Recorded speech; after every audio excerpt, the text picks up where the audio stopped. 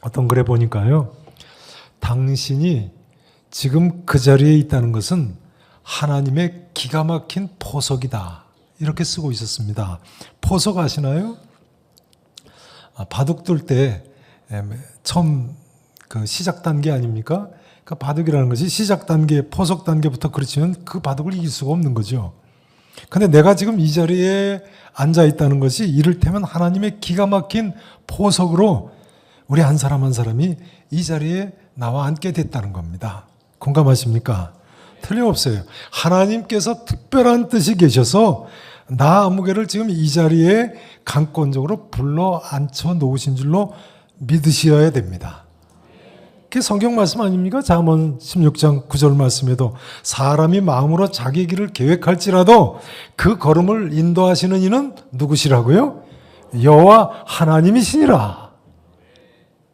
그러니까요, 내가 지금 이 자리에 나와 있다는 것이 우리가 받아들이건 받아들이지 않건 간에 말이죠, 하나님의 역사하심이고 하나님의 은혜인 것입니다. 우리 모두가 하나님 은혜가 필요한 사람들인데요, 우리 모두가 하나님 은혜를 누리며 살고 있는 것이 분명한 줄로 믿으시기 바랍니다. 오늘 본문 말씀은요, 예수님께서 십자가 위에서 하신 7마디 말씀 중에 두 번째 말씀이죠. 43절 말씀 같이 한번 읽어보실까요? 본문 43절 말씀 다시 한번 함께 읽으십니다. 같이 43절, 예수께서 이르시되, 시작. 예수께서 이르시되 내가 진실로 내게 이르노니 낙원에 있으리라 하시니라. 말씀은 장절만 나왔군요. 내가 진실로 내게 이르노니 오늘 내가 나와 함께 낙원에 있으리라. 그런데요, 이 두 번째 십자가에서 하신 이 말씀은 하나님의 은혜가 없이는 살 수 없는 우리 모두에게 무한한 희망과 소망을 주는 말씀입니다. 왜 그렇습니까? 잘 들어보세요. 우선 이 말씀에 의하면요, 우리가 언제라도 구원받을 수 있기 때문에 그렇습니다. 한번 죄송합니다, 따라서 하실까요? 언제라도 구원받을 수 있다. 언제라도 구원받을 수 있다. 내가 진실로 내게 이르노니 오늘 내가 나와 함께 낙원에 있으리라. 성경 본문에 보면요, 오늘이라는 단어가 강조되어 있어요. 오늘 내가 나와 함께 낙원에 있으리라. 마태복음 27장 41절 이하에 보면요, 이때 예수님과 함께 십자가에 못 박힌 두 강도가 있었죠. 처음에는 두 강도가 함께 예수님을 희롱하고 욕을 했어요. 내가 만약 하나님 아들이어든 자기를 권하고 십자가에서 내려와라. 근데 어찌 된 일인지 이 두 강도 중에 한편 강도가 벼랑간 돌이키고 회개를 했다는 거예요. 그리고 이 회개한 강도에게 예수님께서 오늘 내가 나와 함께 낙원에 있으리라 약속을 하시는 거예요. 여기 낙원은 천국을 가리키죠. 그러니까 여러분, 모든 사람에게 이 강도처럼 회개하기만 하면 언제라도 구원의 문이 열려 있는 거예요. 구원은요, 언제건 지금이라도 말이죠, 죄를 회개하고 예수 그리스도께 나오시는 사람들에게 주시는 하나님의 선물입니다. 참 이상하죠. 하나님께서는요, 인간의 눈, 코, 귀, 입, 이 몸의 각 기관을 만들어 주실 때에 우리 귀만은 마지막까지 들을 수 있게 열어놓으셨어요.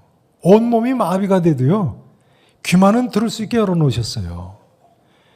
그래서 우리가 마지막 세상 떠날 때까지도 복음을 들을 수 있고 구원받을 수 있게 하나님이 귀만은 그렇게 만들어 놓으신 게 틀림없어요.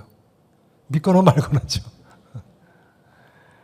전에 저희 교회 여집사님 남편이 혼수 상태시라고 해서 병원으로 달려갔는데요, 제가 성경 구절을 읽고는 서서 설교를 하면서도 이제 중환자실에 이렇게 누워 계신데 제가 내려다보면서 설교를 하는데 이분이 과연 내가 지금 드리는 말씀을 듣고 계신가 싶은 거예요.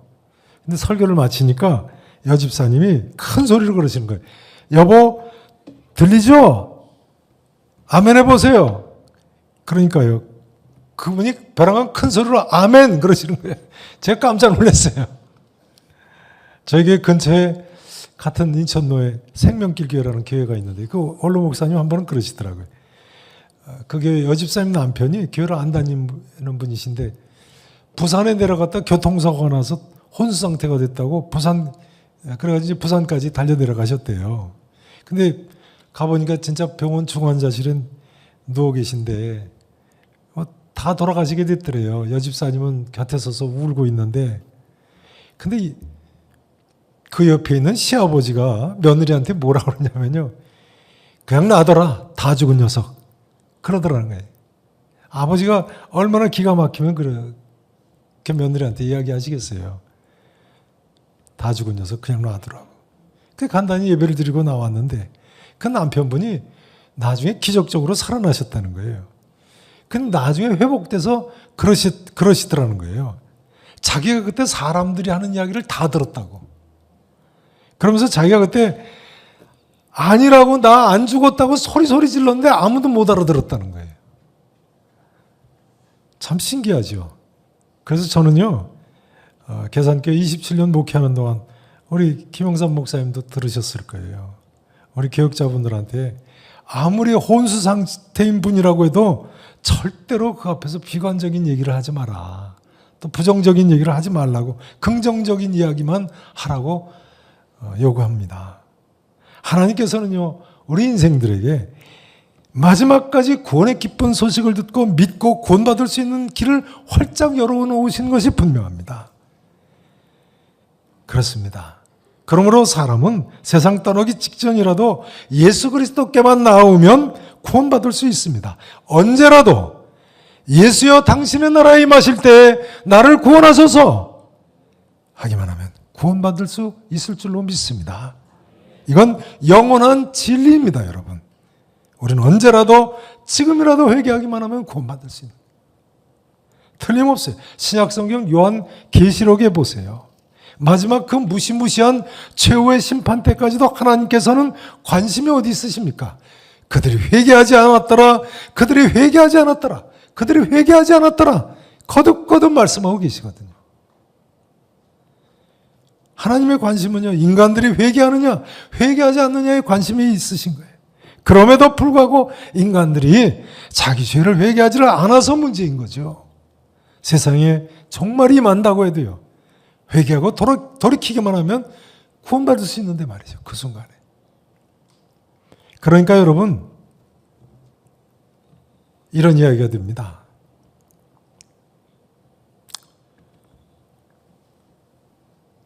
우리가 어떤 사람을 전도하는 것을 절대로 포기하면 안 됩니다. 절대로 포기하면 안 돼. 우리 남편은 안 돼. 우리 아버지는 안 돼. 세상 사람 다 믿어도 저 친구는 안 돼. 아닙니다. 하나님께서 끝까지 포기 안 하시는데요. 이 질문을 드리지 않을 수 없습니다. 혹시 내 주변에 아직도 그렇게 기도해도 예수님을 알지 못하는 또는 거부하는 사람이 있습니까? 인물이 있습니다. 네. 2026년 새해에도 다시 힘을 내서 기도하시고 전도하시기를 바랍니다. 아멘 하세요. 이제 본문은 두 번째로요, 이 세상 누구라도 구원받을 수 있다는 사실을 이처럼 보여줍니다. 따라서 하실까요? 누구라도 구원받을 수 있다. 언제라도 구원받을 수 있다. 누구라도 구원받을 수 있다. 강도라고 할지라도 말이죠. 행악자라고도 할지라도 말이죠. 누구든지 회개하기만 하면 구원받을 수 있다니까요. 죄인 중에 괴수라고 할지라도 말이에요.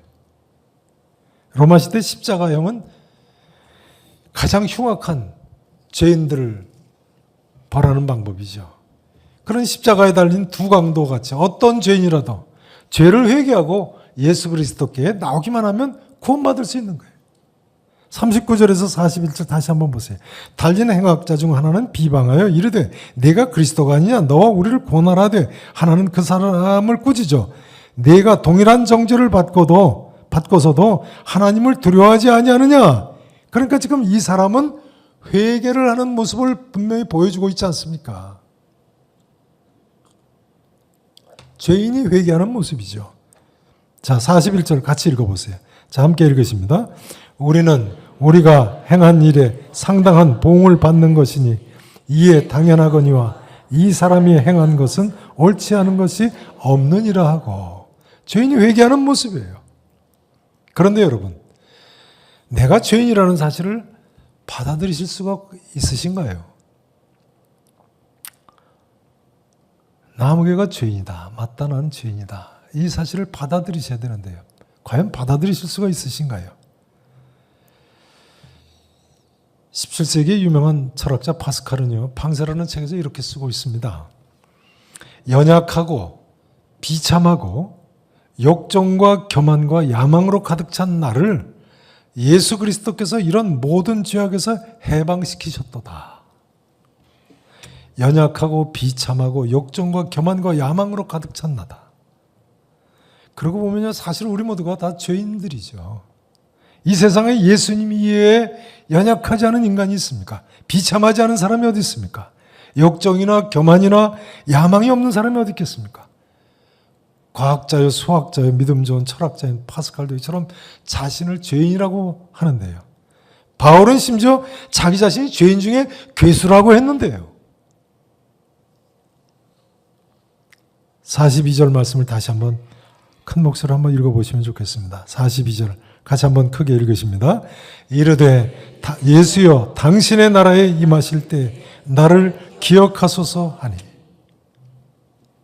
솔직히 말씀드리자면요, 이것은 바로 지금 저의 심정입니다. 사실은 지금만이 아니라 저는 항상 이렇게 생각해 왔습니다. 예수여 당신의 나라에 임하실 때 나를 기억하소서. 왜냐하면 우리의 죄악을 생각하자면 나도 십자가에 못 박혀 죽어야 마땅한 사람이었기 때문에 그렇습니다. 근데 예수님께서 십자가에 위해서 내 대신 못 박혀 돌아가셨다는 거예요. 그러니 우리가 이 크신 구원을 등한히 여겨서야 되겠습니까? 사실은 내가 저주를 받아야 했는데 말이죠.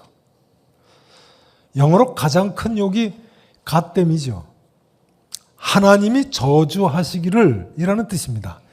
근데 이 갓댐이라는 욕은 본래는 갓 비 댐드 수동태입니다. 하나님이 저주받으시기를 이런 뜻이에요. 하나님이 저주를 받으시다뇨. 생각할 수 없는 욕이죠. 근데 사실은요, 십자가 사건은 바로 하나님께서 친히 이처럼 자청해서 저주를 받으신 사건이에요. 여러분, 하나님께서 이처럼 우리 대신 저주를 받으심으로 우리가 나음을 받고 고침받고 죄사함 받고 감히 구원받게 된 거예요. 내 대신 저주를 받으셨다. 내 대신 예수님께서 대속의 죽음을 죽으신 거죠. 여러분, 이 사실이 믿어지십니까? 믿어지실 수 있기를 진심으로 축원합니다. 본래 구약시대에 죄 지은 사람이 죄사함을 받으려면요, 소나 양이나 염소 같은 제물을 가지고 성막이나 예루살렘이 성전이 완성된 후에는 성전에 끌고 가서 죄 지은 사람이 그 제물에 자기 손을 얹고 안수를 하고는 죄 지은 사람이 그 제물을 각을 떠서 잡습니다. 토막토막 내는 거죠. 그리고 이 토막 낸 제물을 제사장이 받아가지고 제단에 불태워서 하나님께 드리는 거예요. 이것을 죄의 전가라고 합니다. 죄 지은 사람이 제물의 머리에 손을 안수함으로써 자기 죄를 제물에게 전가한다는 거예요. 근데 사실은 죄 지은 사람 내가 죽어야 되는데 자기가 소나 양이나 염소 제물처럼 죽어야 되는데 말이죠. 그 제물이 내 대신 죽음으로써 내가 죄값을 치렀기 때문에 제사장이 이제 당신 죄는 사함받았습니다 하고 선포를 하는 거예요. 이것을 대속, 대신 속죄의 죽음이라고 부릅니다. 그런데 예수님께서 우리의 죄의 문제를 해결해 주기 위해서 이처럼 대속의 죽음을 죽으셨다는 거예요. 다시 말씀드리자면요, 하나님께서 보내주신 구세주이신 예수 그리스도께서 우리 대신 죽으심으로 우리의 죄의 문제를 해결받고 구원을 완성하셔서 이제 우리는 죄사함 받고 구원받게 됐다는 거예요. 믿으실 수 있기를 다시 한번 축원합니다. 저는요, 대학 2학년 때까지도 이 진리를 깨닫지를 못하고 믿지를 않았었습니다. 사실은 뭐 자세하게 이야기 들려준 사람도 없으니까 뭐 깨달을 수도 없었죠. 제가 대학 2학년 때 믿게 된 간증을 좀 나눴으면 좋겠습니다. 대학 1학년 입학을 할 때 입학 신체 검사에서 폐결핵에 걸린 것이 발견이 됐습니다. 조건부 입학이라는 것이 됐습니다. 조건부 입학이라는 것은 폐결핵이 전염병이니까요. 1년 입학을 보류하고 병을 고치면 입학을 허락하고 고치지 못하면 입학을 취소하는 그런 그 학교에만 있는 제도였습니다. 근데 가을까지 치료를 했는데 병이 더 악화가 됐어요. 그래서 입학 전에 보득불 세브란스 병원에서 폐 오른쪽 상엽을 이제 수술을 하게 됐습니다. 1973년 11월 28일이었었는데요. 그날 새벽에 저를 수술실로 밀고 들어온 분들이 다 나가고 이제 수술 팀이 들어오기 직전 수술실에 저 혼자 있었어요, 잠깐. 평생 누워가지고 난생 처음으로 소리를 내서 처음 기도라는 걸 했습니다. 꼭 세 마디 기도를 소리내서 이렇게 했습니다. 잘 들어보세요. 이렇게 세 마디 제 귀에 들리는 거죠. 하나님, 어쩌면 조금 있다 뵐지 모르겠습니다. 그러나 살고 싶습니다.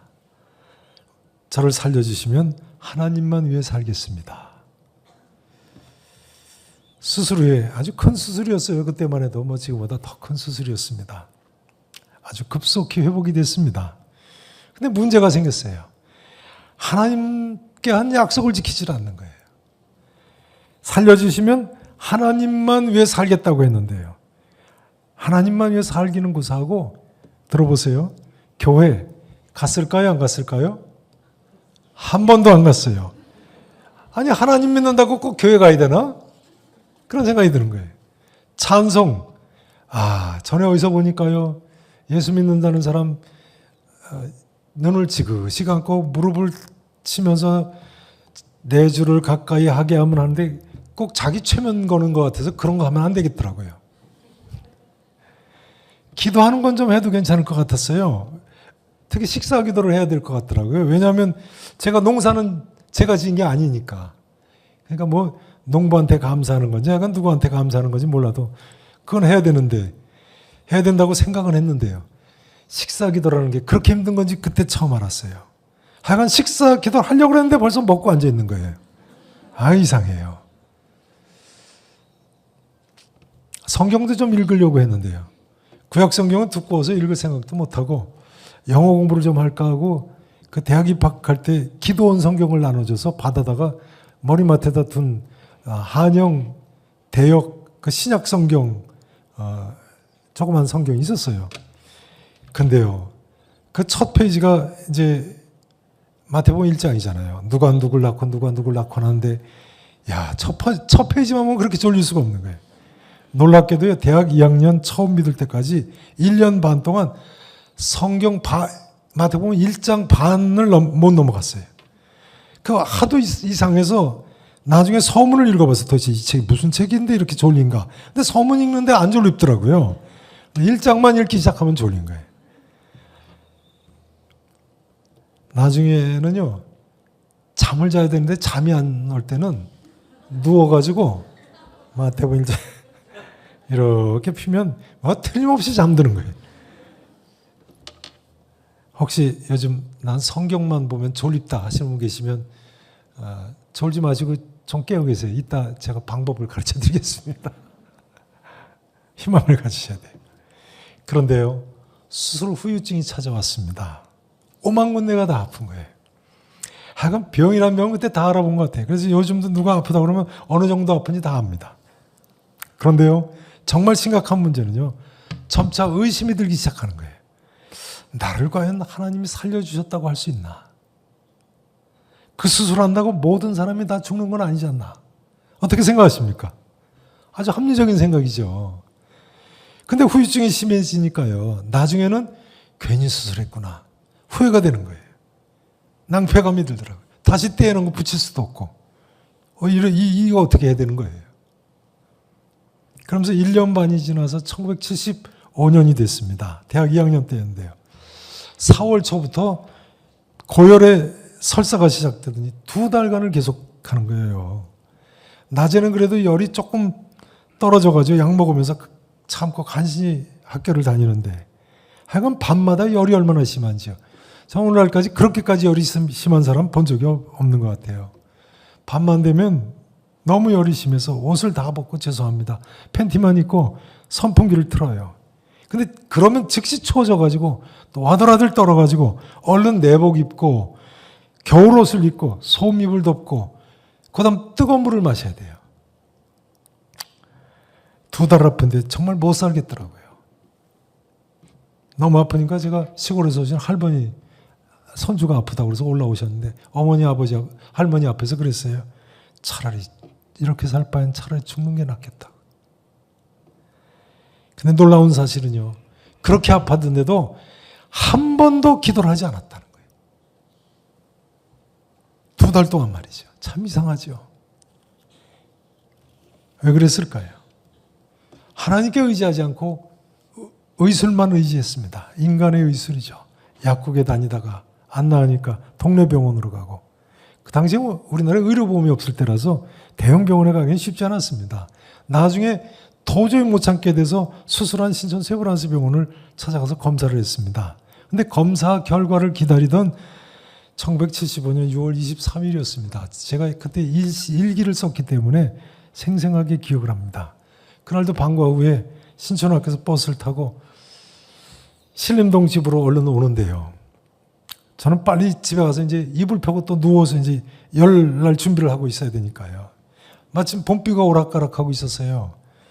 버스에서 내려서는 한 정오쯤 됐는데요.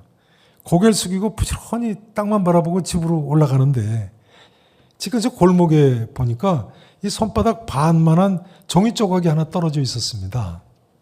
근데 땅에 떨어져 있는 종이 조각을 누가 유심히 관심 갖고 보겠어요. 휙 지나갔는데 저쯤 이렇게 지나가고 있는데 벼랑은 무슨 생각이 나느냐면요. 그 얼마 전에 조선일보인지 동아일보인지 일면 아래 이렇게 긴 컬럼이 매일 나오는데 이런 글이었어요. 우리나라 사람들이 길에다 너무 쓰레기를 많이 버린다. 근데 선진국 사람들은 길에 떨어져 있는 종이도 주워서 읽어보고 쓰레기통에다 버린다. 그래서 그거 참 그럴듯하다 이런 생각을 했었는데 그 내용이 벼랑은 퍼뜩 생각하면서 저도 모르게 획 돌아서서 다시 가서 그 종이를 주워서 읽어봤어요. 근데 그 종이 쪽지에 성경 구절이 적혀 있었습니다. 요한복음 5장 14절 하반절 말씀이었습니다. 자, 전면에 한번 예수님께서 중풍병자를 37년 된 중풍병자를 고쳐주시고 다시 찾아가서 하신 말씀이죠. 한번 읽어보실까요? 같이 읽으십니다. 내가 나았으니 더 심한 것이 생기지 않게 다시는 죄를 범하지 말라 하시니. 종이 쪽지 길에 떨어져 있는 거 뭐 그렇게 자세히 읽겠어요? 휙 보니까 이상하다 그런 생각이 드는 거예요.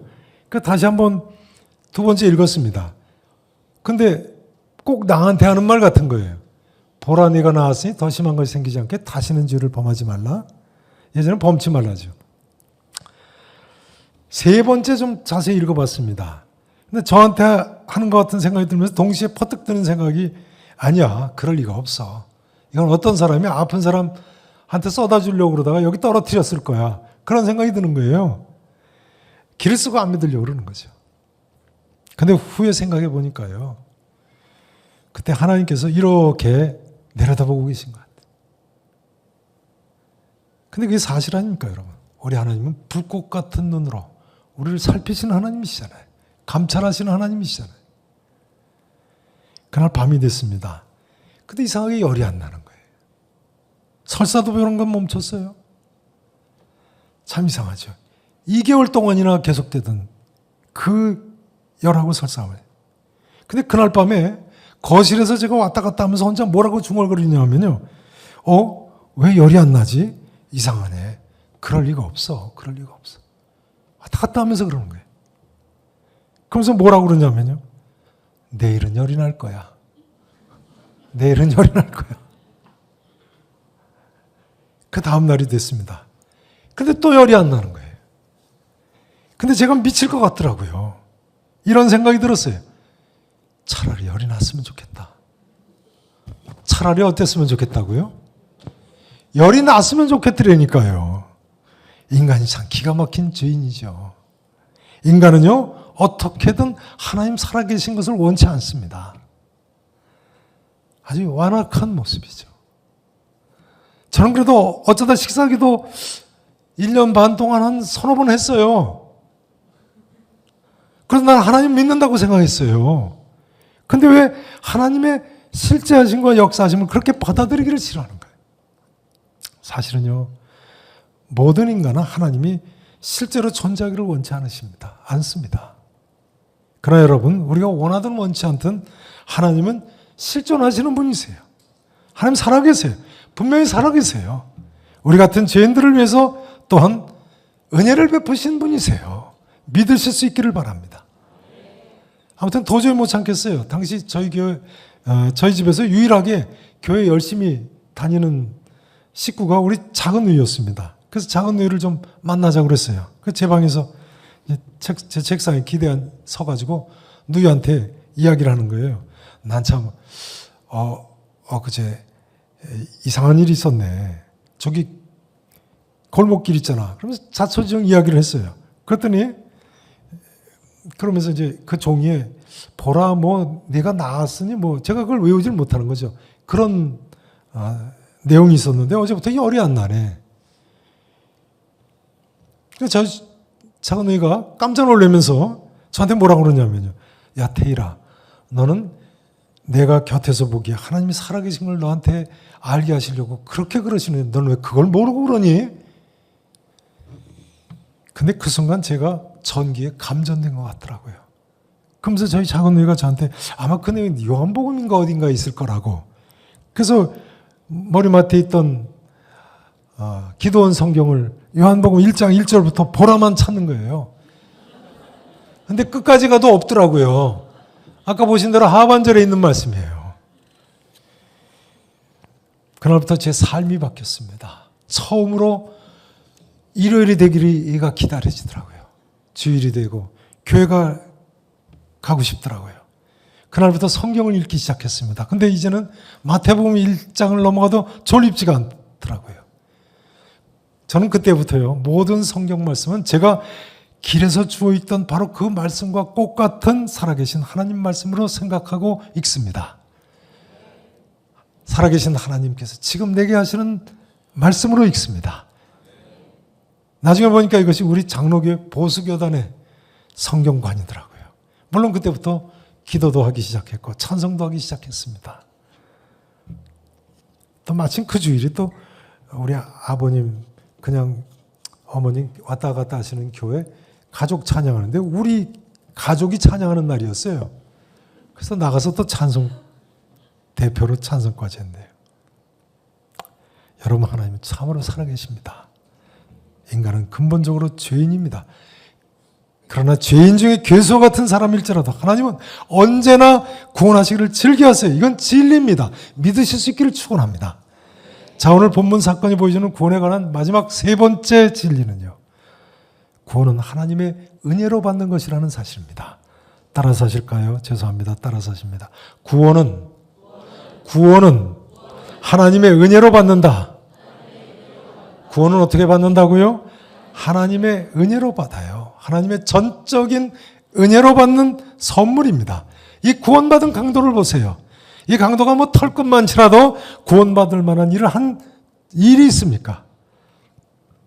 여러분, 구원은 우리의 공로로 받는 것이 아니에요. 우리가 뭐 남달리 착하게 살고 뭐 좀 선행을 하고 공덕을 쌓아야 받는 것이 아니에요. 영국의 유명한 찰스 스펄전 목사님, 아버지도 목사님이고 할아버지도 목사님이셨습니다.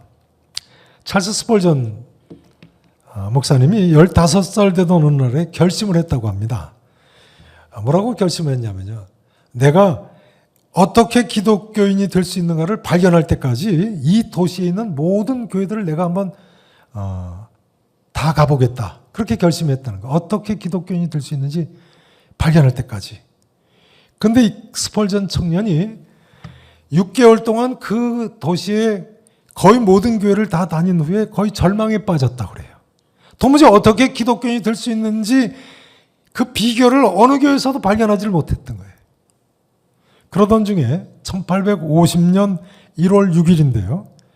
그 주일에 가기로 정한 교회에 1월이니까요. 벼랑한 폭설이 쏟아져서 갈 수가 없게 됐습니다.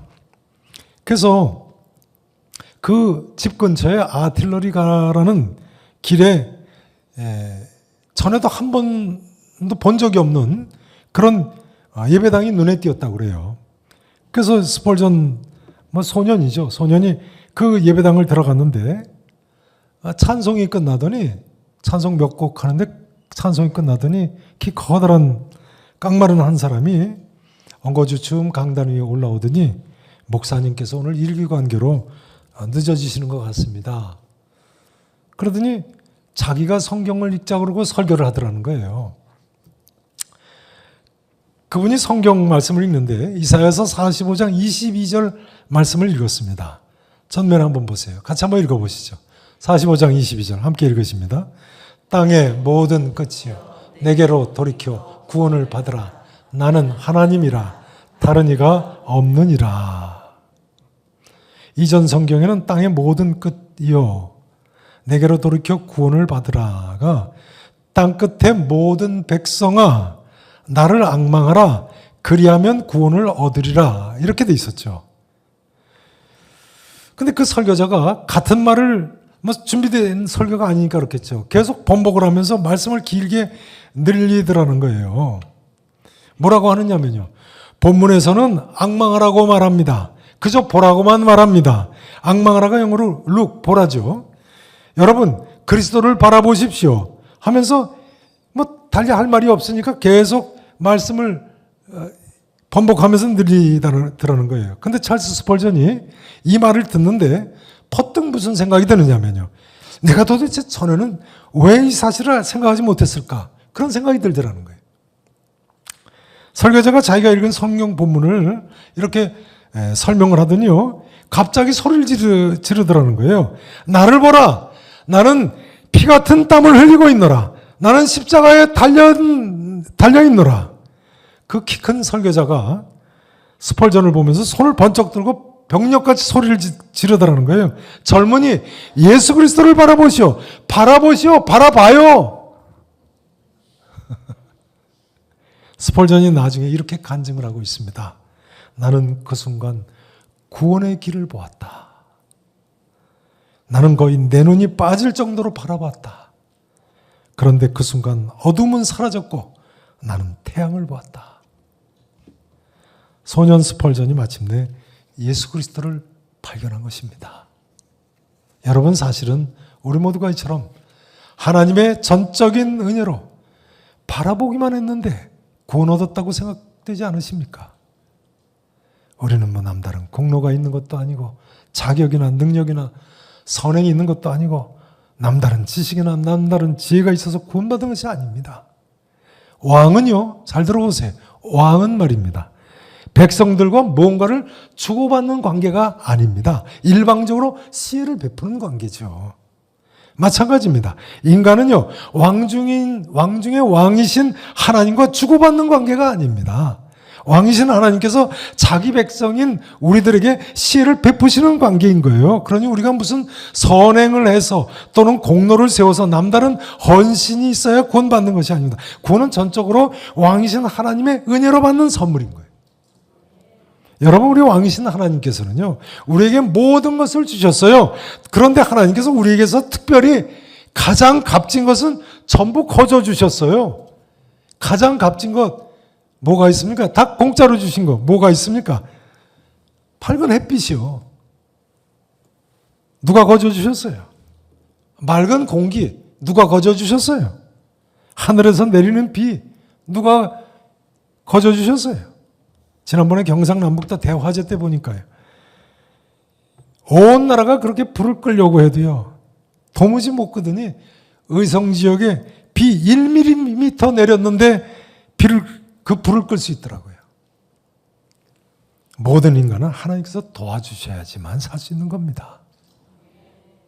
하나님께서는요. 파란 하늘과 푸른 나무와 풀 과학자들이 그러는데요. 만약 하늘이 파란색이 아니라면 만약에 황색이나 빨간색이나 뭐 이런 색이면 세상 사람 다 정신 이상 된다는 거예요. 하늘이 노랗게 된다고 하지 않습니까? 사실이랍니다. 흙이나 바위나 맑은 물 또 얼마나 신기합니까? 그 흙에 그냥 물만 줘도 풀들이 자라요. 저희 집사람 설거지할 때마다 물을 주신 하나님을 찬양한다고 그래요. 물 없으면 세상 어떻게 더러운 곳이 있겠습니까? 사실 그 정도가 아니죠.